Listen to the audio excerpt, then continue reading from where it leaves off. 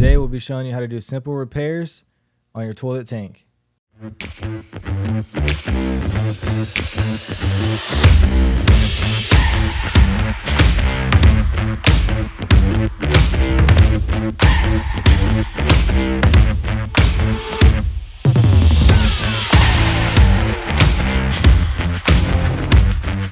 My name is Bruce Brookins, accompanied by Trevor Bacon. Today we'll be showing you how to do simple repairs on your toilet tank. So Trevor, how long would you say it should take us to do said repair? I would say the average homeowner DIY person can have this done in 25 minutes. Not too shabby. It's not too crazy. Diving in a little deeper, Trevor, will you explain how you would replace a tank versus just the parts inside of it?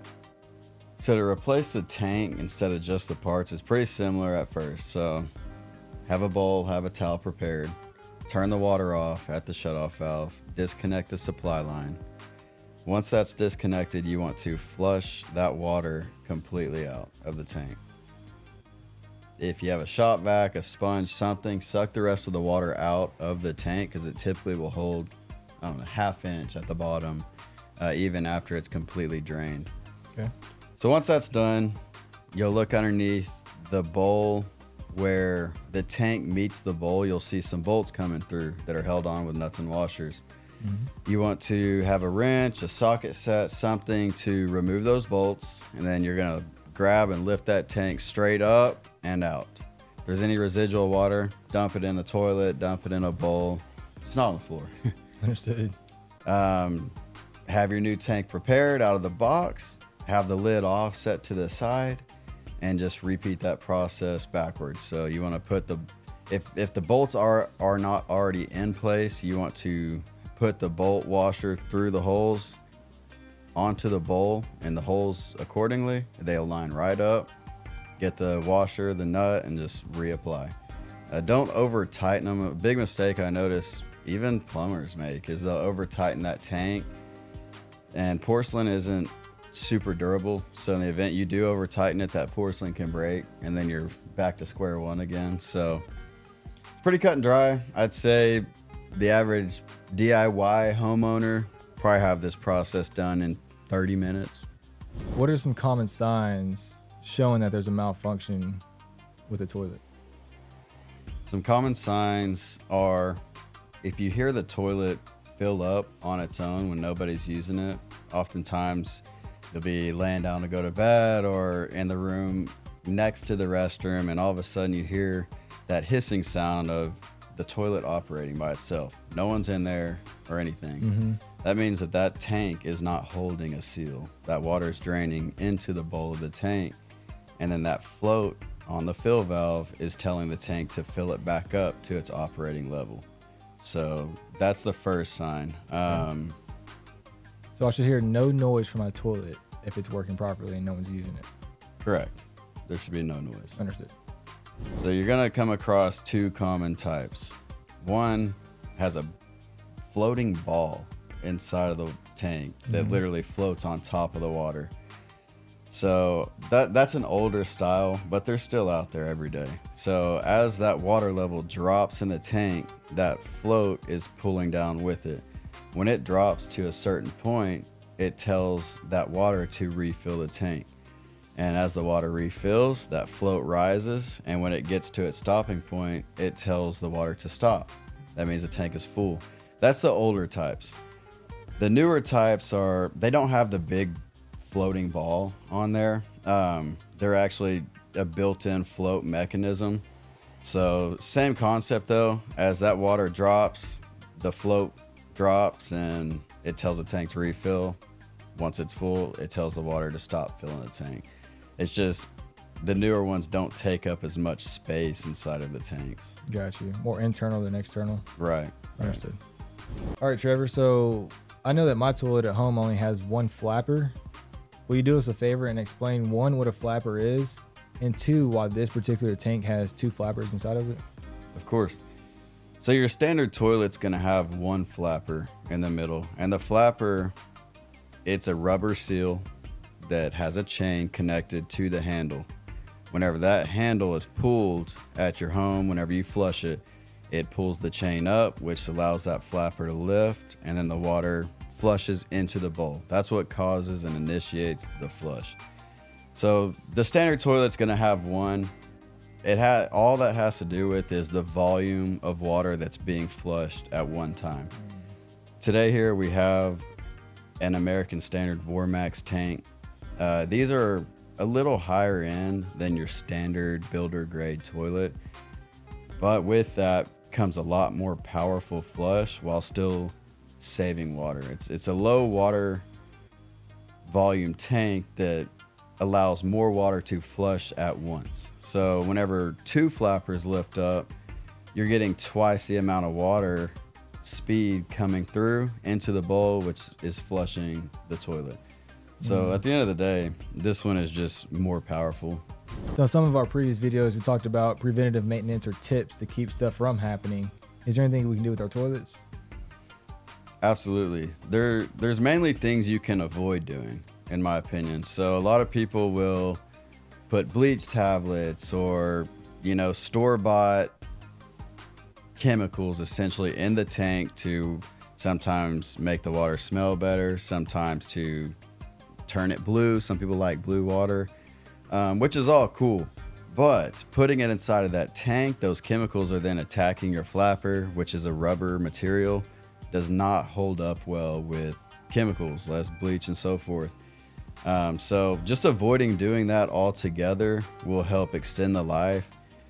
Some other things are, some homes have more pressure in their water system than required or that technically is even needed. So a lot of these fixtures don't operate well beyond 80 psi.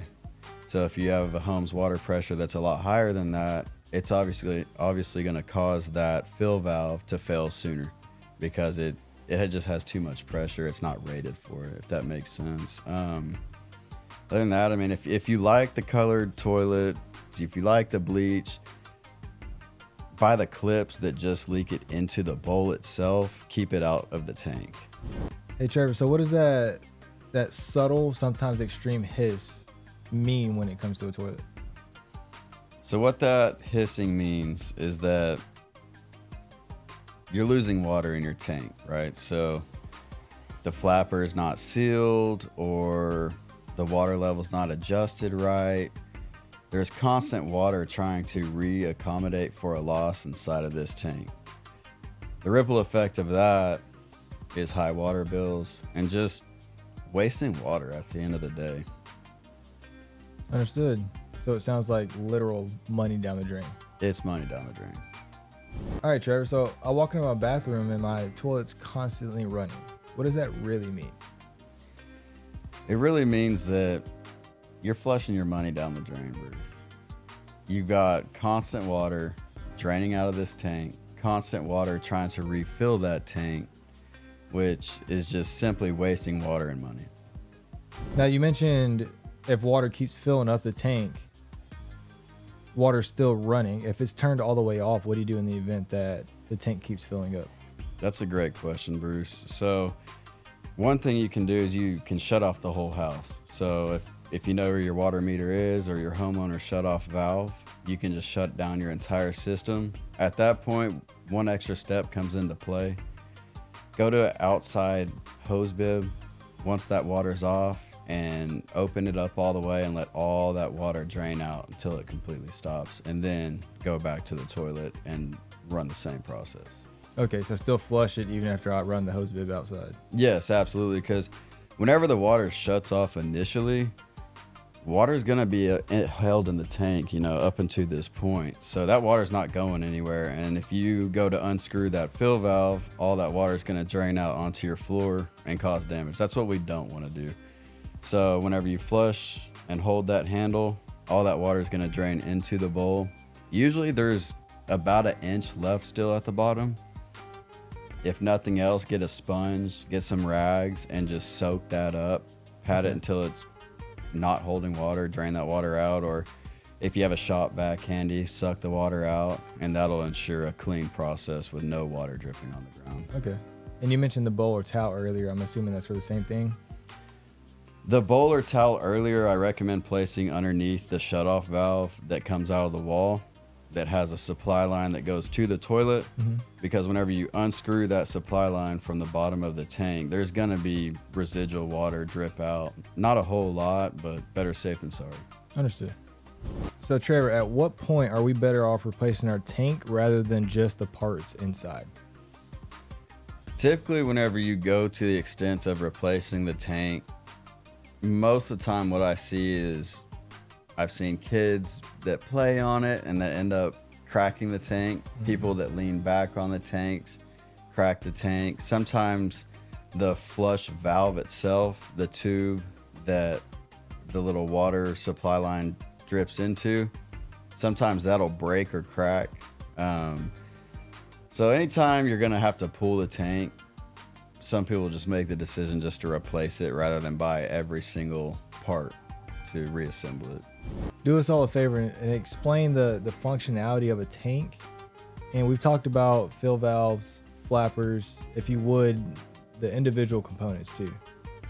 Of course. The functionality of the tank. So that's where all the working parts are that engage a flush of a toilet. So we've talked about the fill valve. We've talked about the flappers. The one thing we didn't talk about in specific is the flush valve itself inside. And that is where the flapper connects to. And then it has a rising tube. And then the water supply goes into that tube.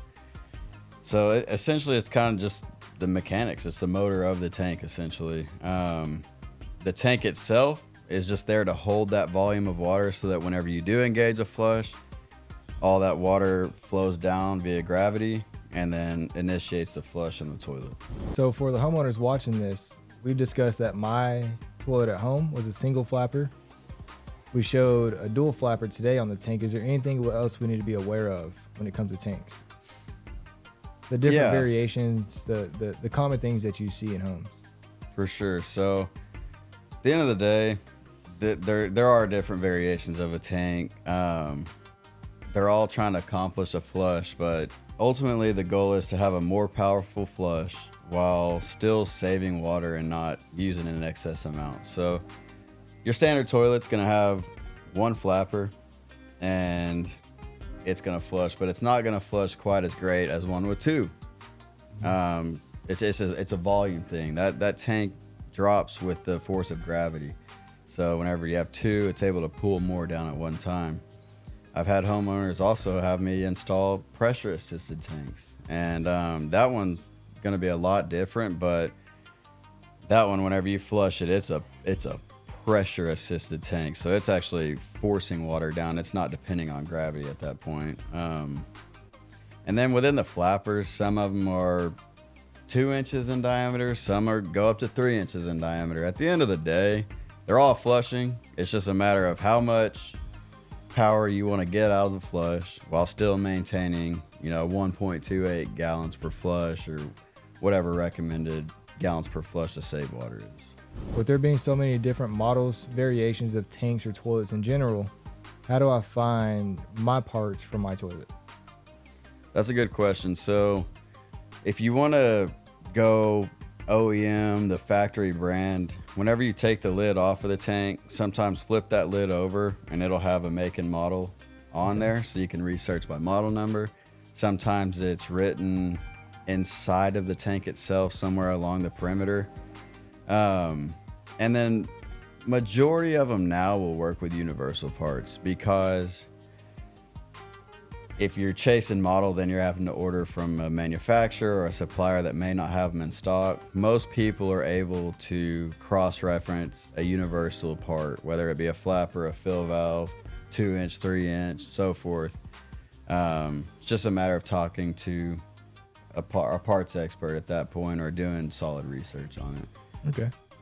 Correct me if I'm wrong. So we can find majority of the parts, if not all the parts that we're working with today at our local supply houses. That's correct.